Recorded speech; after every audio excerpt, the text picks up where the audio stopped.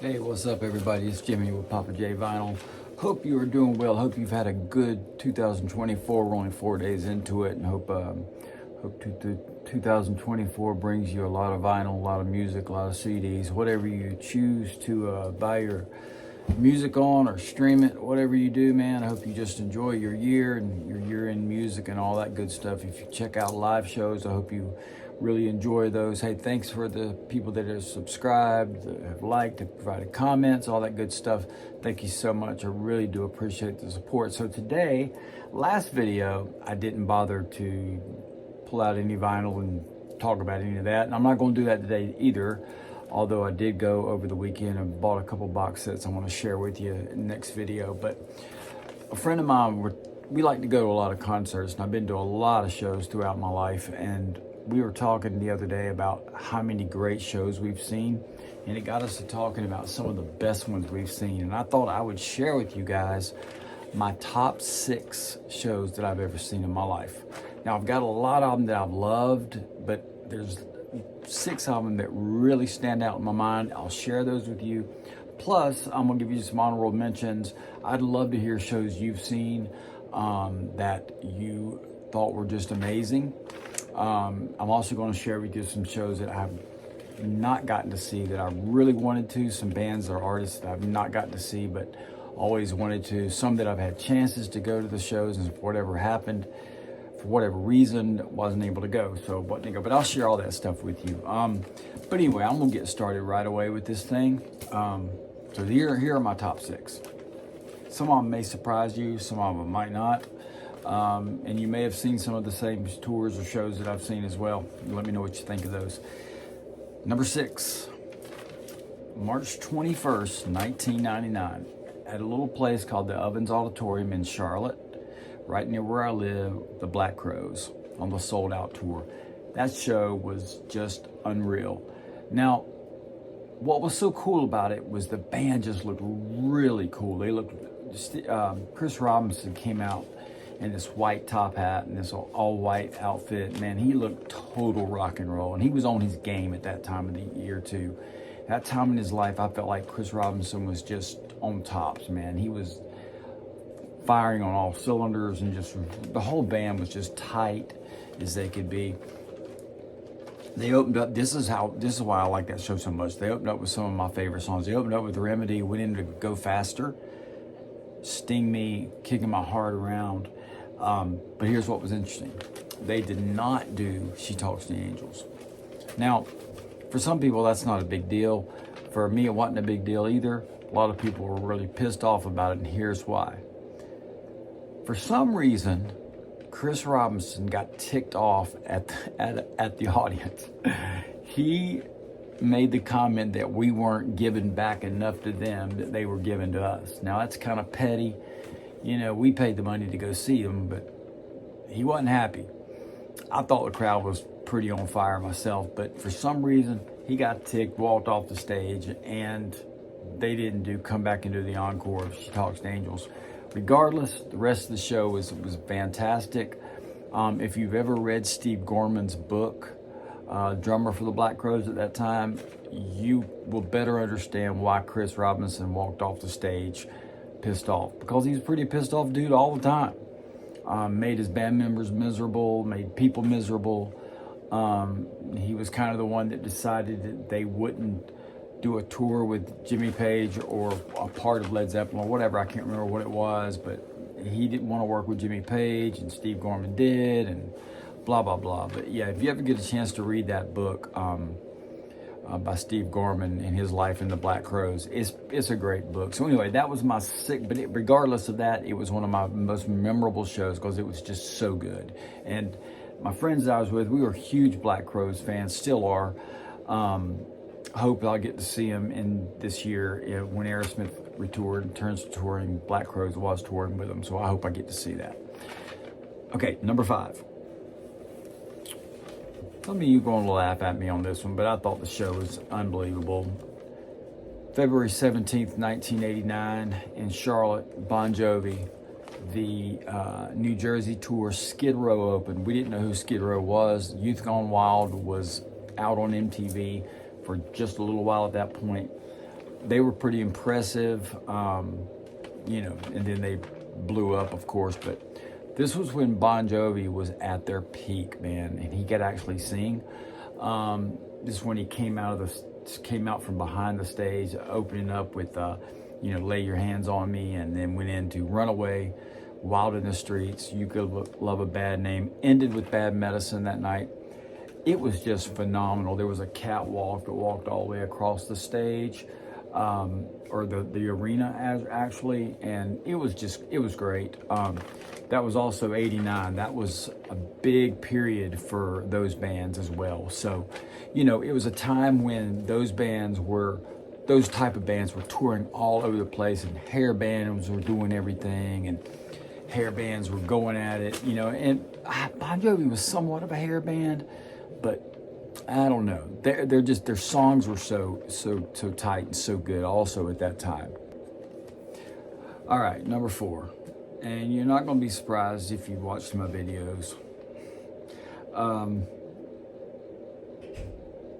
September 27th, 1996, Kiss on the reunion tour. Now, the reason I have that down in my top 6, not just because I'm a Kiss fan, because I've seen them so many times, and there's been shows that I walked away and wasn't thrilled with it, actually. And that was a lot of times during the non-makeup days. I just didn't like the shows on the non-makeup. So a lot of the songs I did, but there was a lot of the shows that I just didn't care for. I just thought it was very different. It wasn't, you know, the Kiss I grew up with, of course.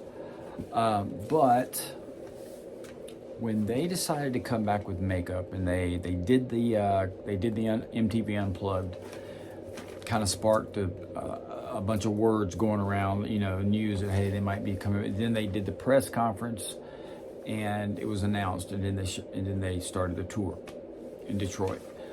So I just remember my wife went with me, and I remember when they came on stage, all of these memories came back, and all of these emotions came back. You know, wasn't like not like a little girl crying or nothing like that, but you know what I mean. I mean, it's just like that's what music does, and it should bring out some emotions in you. I just remember, oh my gosh, I'm seeing what I grew up loving, and it was just so magical for me. It was like seeing them when I was 13 years old. I had seen them the first time when I was 13, and I remember that night. But this was kind of like that too. You know what I mean? It was just amazing. They started off with Deuce, King of the Nighttime World, Do You Love Me, Dr. Love, Cold Gin, Watching You. They played New York Groove in this set as well. Encore was Detroit Rock City, Beth, and Rock and Roll All Night. Not a lot's even changed since then, but you know, it was still just a great show. So that was my 4th all-time favorite show. All right, number 3. Now, I consider myself very fortunate. August the 14th, 1980, I saw Queen with Freddie Mercury in Greensboro. The Game record was out, which I love that record. Here, I'll show you guys, if I hadn't showed you before. There is my ticket right there.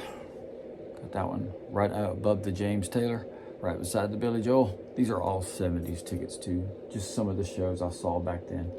Look at that old Kenny Rogers. Yeah, I went to everything. Springfield, Doobie Brothers, that was that original Kiss show I was talking about. That was the Dynasty Tour. I think that's right. Yep. So a lot of Chicago back there. Nugent. That is the Nugent, Scorpions, and Def Leppard show right there. Where is that? Right there. So anyway, okay. So they opened up with Jailhouse Rock. And man, when they came out, and I'll never forget them opening with Jailhouse Rock, but they did songs. This is what they did that night. Some of the songs they did: Play the Game, Death on Two Legs, Killer Queen, You're My Best Friend, Save Me, Now I'm Here, Fat Bottom Girls, Keep Yourself Alive, Tie Your Mother Down. Encore was Sheer Heart Attack, We Will Rock You, and We Are the Champions. It was a lot like Queen Live Killers. the same stage setup. It was the exact same stage as the one they have on the cover on the inside and all of Queen Live Killers. But man, I just am fortunate that I got to see Queen. I got to see Freddie Mercury. Not a lot of folks can say that, and felt like that was very cool. Number 2, my second most favorite show I've ever seen, March 24th, 2011, the Welcome to America tour from Prince. In 1984, I had tickets to Purple Rain in Greensboro with a couple friends, and I can't remember why now, but I couldn't go. I ended up not being able to go. Always regretted that, especially getting to see that particular tour. And I'll tell you an interesting story. Later, when I got introduced to the guy that played guitar for Prince and the Revolution at that time, named Des Dickerson, and I got to sit down and do a television interview with him. This was probably in 2003 or 4, and I remember talking to him about working with Prince, and he spoke about how Prince treated everybody so good that worked for him.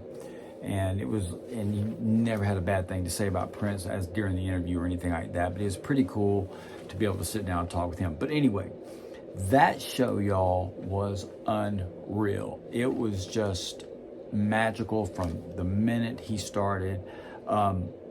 He opened the show with a medley sitting at a piano with When Doves Cry, Sign of the Times, The Most Beautiful Girl in the World, and Darling Nikki, but he also did a song called Nasty Girl. Now, that was made popular by an artist named Betty Davis, an R&B girl. That whole record is called Nasty Girl, the whole record is. But the whole record's just killer, man. And I think Prince wrote that song too. But that's what he up with. Then he goes into his regular set of Raspberry Beret. Cream did a cover of Don't Stop Till You Get Enough from Michael Jackson. Take Me With You, Controversy did Play That Funky Music by Wild Cherry. Diamonds and Pearls, of course Purple Rain, which his guitar solo was crazy good, lasted forever. Take Me With You, ended the show with Baby I'm a Star. But just his band was unreal, and he would take the bass sometimes, he would get on the drums, he was just a phenomenal night. And I'll always remember that show. I had great seats, and 2011, so that was a great show. Okay, my number 1 show that I've ever been to, and if you've seen this artist and if you're a fan at all, you'll understand why it was my number 1. My number 1 show of all time happened on December the 8th, 2002, and it was the Rising Tour from Bruce Springsteen. Now, here's what was so phenomenal about it. There were no bells and whistles. There were no pyro. There weren't any there wasn't a big light show. It was just the E Street Band and Bruce doing what they do. Started off with the Rising, went into Lonesome Day. The encores were Dancing in the Dark, Born to Run, My City of Ruins. Encore 2 was Born in the USA, Land of Hope and Dreams, one of my favorite songs by him. And he ended it with Santa Claus is Coming to Town, since it was December. I remember that show as being like a religious experience, man. It was 3.5 hours of just magic. I can't even explain how great Bruce Springsteen is live. If you ever get a chance to see him, yeah, he's gotten older. Of course, this was over 20 years ago too. So, man, but I can't even express how great the show was. But it is my number 1 all-time favorite show, Bruce Springsteen on the Rising Tour in 2002 in Charlotte. Okay, I have some honorable mentions. Let me say those to you. Won't go into a whole lot of detail on these, but one of them was Motley Crue in Guns N' Roses, 1987. GNR was opening for Motley. Nobody really knew who GNR was that much because Welcome to the Jungle had just come out on MTV, so everybody knew that song. I remember the next day I ran down to my Camelot Music in the mall and bought the cassette of Appetite for Destruction. Ted Nugent, Scorpions, and Def Leppard. I just showed you guys that ticket. That was just a great show because 3 great bands. Didn't know who Def Leppard was. They were so young. report was that they had to have chaperones on the tour because they were so young. Rick Allen had not lost his arm yet. They were just, you know, Rock Brigade was out. That was the song that everybody knew if you listened to any kind of rock radio or, you know, any type of rock radio or Al Moriani rock stations at that time. Another one, you might laugh, but if you've heard my videos, you've watched my videos, you know that I'm a fan of this guy. November 23rd in '76, John Denver. He was in the round. I was on the second row, and it was just great to be in that environment in that show. July 5th, 2001, Rod Stewart in Charlotte. Man, Lost in You. That album that was on Vagabond Heart was out. That was a great show too. Let's see. Oh, Journey and Loverboy in 1981. That was the Escape tour. Steve Perry was just unreal locally that night. I will never forget it. Loverboy was great too because it was just nothing but hits. Another interesting one for me, and it kind of brings back some memories, but I saw, and this is different. This is a different kind of venue. It was called Brick City in Gainesville, Florida, not far from the campus of University of Florida. In 1997, saw Matchbox 20 in a little club called Brick City. There was probably 25 people there. They did their whole record, the first record, You or Someone Like You. We remember that Rob Thomas got cussed out by the club owner because they didn't play long enough. They said, we don't know enough songs. They did a couple songs twice. They were pulling a van in a little trailer. Very personable dudes. And about 6 minutes later, Push comes out and they take off from there. So anyway, but those are my top six shows of all time. I've seen tons more. This did not include festival things because I didn't feel like that was fair. Like I went to Louder Than Life in Louisville, Kentucky a few years ago just to see Metallica, but saw a bunch of other bands. Went to Carolina Rebellion here in Charlotte a few years ago because 6 a.m. was playing, but I also saw Scorpions and Skinner and some other bands. So a lot of festival things, so I didn't include that in here. But my top six were Black Crowes in Charlotte in '99, Bon Jovi in '89, number 3, Queen in 1980, Old Kiss in '96, Prince in 2011, and Springsteen in 2002. There you have it. All right, everybody. Thank you again for tuning in. Subscribe, like, give me a comment. Tell me some shows you've seen. I'll tell you another couple shows that I didn't get to see that I always wanted to. I've never gotten to see the Eagles. Had tickets to Long Run Tour, but I played baseball in high school and we had a game that night. My dad would not let me go to a concert. I had to keep playing ball. That's fine. Of course, I've never got to see the Beatles because the time frame didn't work out. I would love to have seen that. Never seen the Stones. Crazy enough, my son went about last year to stay on the stadium tour. Said it was unreal. I wish I could see them. So let's see who else. Never saw Pink Floyd, and I would love to see David Gilmour. So anyway, there you have it. Thank you again, everybody. Have a great rest of your time. Until I see you again. Have a good one, everyone.